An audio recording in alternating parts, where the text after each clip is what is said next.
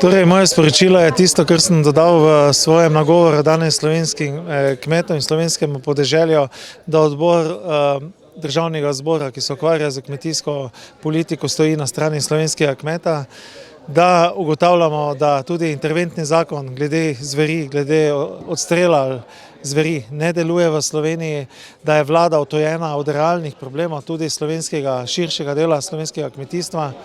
In da je paradoks Slovenije v tem, da si del levičarske politike na eni strani želi, da odstranimo žično ograjo na mejah, kjer nam dnevno prihaja na stotine in tisoče ilegalnih migrantov, po eni strani pa prav ta levičarska politika želi, da postavljamo visoke žične ograje znotraj Slovenije in ograjujemo slovenskega kmeta od realnega življenja. Jaz mislim, da slovenski kmetu moramo prisluhniti. Vse nas so polna usta besed o slovenski prehrani. Osnovna naloga kmeta je pridelava kvalitetne slovenske hrane po zmernih cenah in slovenskemu kmetu moramo to omogočiti. Odbor za kmetijstvo bo takoj po teh parlamentarnih počitnicah sklical prvo sejo glede problematike izvajanja tega interventnega zakona. Želimo popravke. Ob tem pa sporočam predvsem Agenciji Republike Slovenije za okolje, da nemudoma izda vse odločbe in da se izvzamejo večina volkov in medvedov z tistih področij, ki trenutno napadajo, brez kakršnihkoli zadržkov.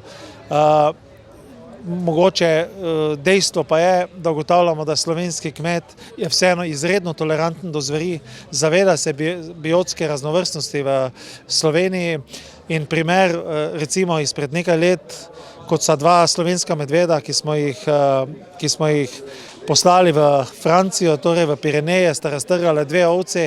Takrat so recimo francoski kmetje celo želeli prekiniti eno izmed etap znamenitega Tour de France v Pirenejih zaradi dveh raztrganih ovac, ki sta bila posledica delovanja slovenskih medvedov. Želim povedati, da ugotavljamo, da slovenski kmetje niso proti zverem, razumejo raznovrstnost, ampak da je odtujenost predvsem levih vlad v Sloveniji pripeljala do nevzdržnega staleža zveri v Sloveniji. Poglejte, v času mojega rojstva, približno v 70 letih, smo v Sloveniji nekako statistično obravnavali približno 15 do 20 medvedov in nekaj, lahko rečem res nekaj na prste rok, nekaj volkov. Trenutno stanje, kot vemo, je pri medvedih daleč preko že 1000, tudi pri volkov ugotavljamo stanje najmanj 100 ali celo več.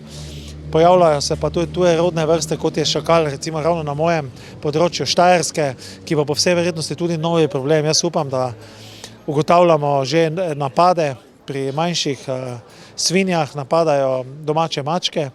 Upam, da se tudi tukaj ne bo zgodilo še kakšen večji incident. Tako da moje sporočilo slovenskemu kmetu je, da jih odbor za kmetijstvo državnega zbora, predvsem pod mojim predsedovanjem, ne bo nikoli zapustil in da jim stoji ob strani. Hvala lepa. Najlepša hvala.